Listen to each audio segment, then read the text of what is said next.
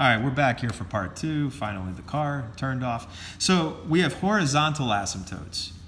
Both of these functions are going to get closer and closer to 0, but never actually get there. So just to kind of summarize down here, to summarize what we've got, an exponential function looks like this. Y equals b raised to the x. B is called the base. And the variable in this case is the exponent. Sometimes you'll hear it called the power. What we do know is that the base has got to be greater than 0. We'll never have a negative base, but it's not equal to 1. The base is not equal to 1. And the reason for that, if I say y is equal to 1 raised to the x, that's not exponential. That's just going to be 1. Every value, 1 raised to anything is 1. So that would just be a horizontal line. And that's not an exponential function, okay? So the base cannot be equal to 1. When we draw, typically an exponential function is going to look something like this.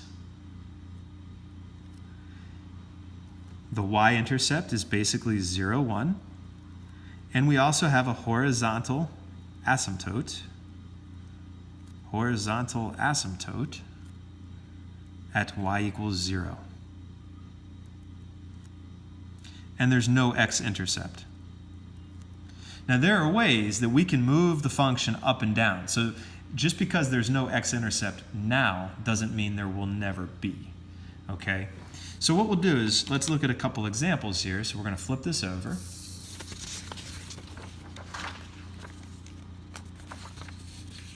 And we've got A, B, C, and D. Let's actually take B. We're going to do part B. Okay, you'll do the rest on your own. Now, in this, it says state the domain, range, zeros, and any asymptotes of each function. And then draw a sketch of the function.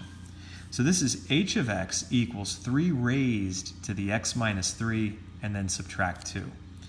So what we'll do here, we can always set up a table, but we can also just go to y equals, and we can graph this.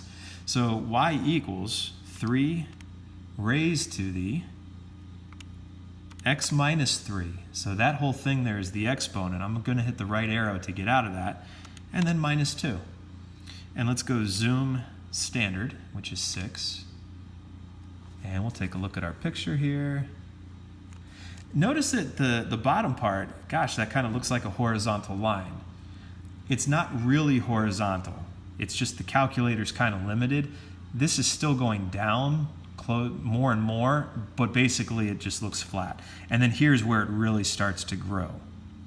So notice that we cross the y-axis around here. Notice that we do touch the x-axis. So we do have a 0 here. We do have a root or an x-intercept. So what do we want? We want domain. Well, domain is left to right. This is going to keep going to the left, so that's negative infinity. And as you go to the right, you're still going to get points on the graph. They'll just be way up here. So domain, here, I'll put this right here so we can look at it. So D equals domain is from negative infinity to positive infinity. All right, now the range, well, notice that it's not 0. We're actually below that. The question is, what is this y value here approaching? Now, if I had to eyeball it, it kind of looks like negative 2. But do I know that for a fact? Well, let's do this. We can go to the table, second, and graph. As we go to the left, let's see what happens to the y values. Now, notice that it actually says on here, it says negative 2. That is the calculator's limitation, because we never actually get to negative 2. That is not a part of the range. All right, but that's where the horizontal asymptote is going to be.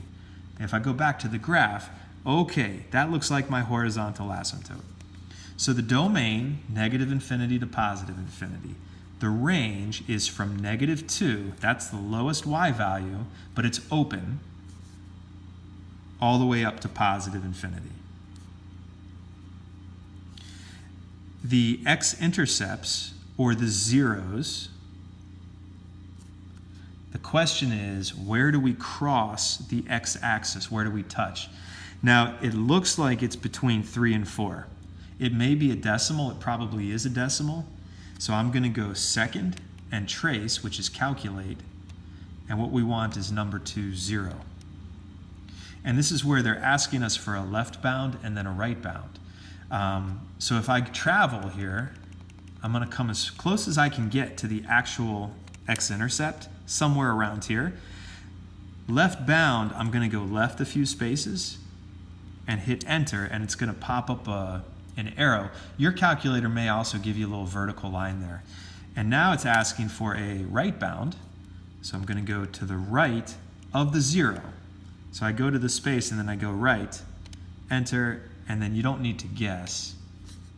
And what we get is 3.63. So the x-intercept is 3.63 comma 0.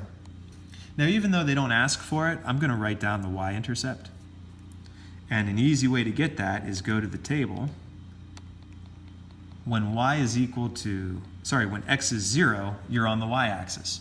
So when x is 0, the y-intercept is negative 1.96. So y-intercept is 0 comma negative 1.96. Almost negative 2, but not quite. Let's see, and any asymptotes?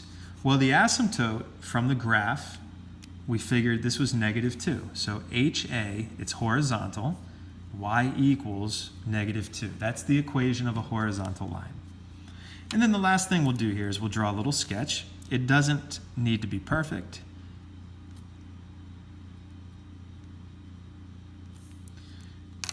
And the 0 was between 3 and 4. The y-intercept was here. Here's the horizontal asymptote, and the function looks something like that. Okay, it doesn't need to be a perfect sketch.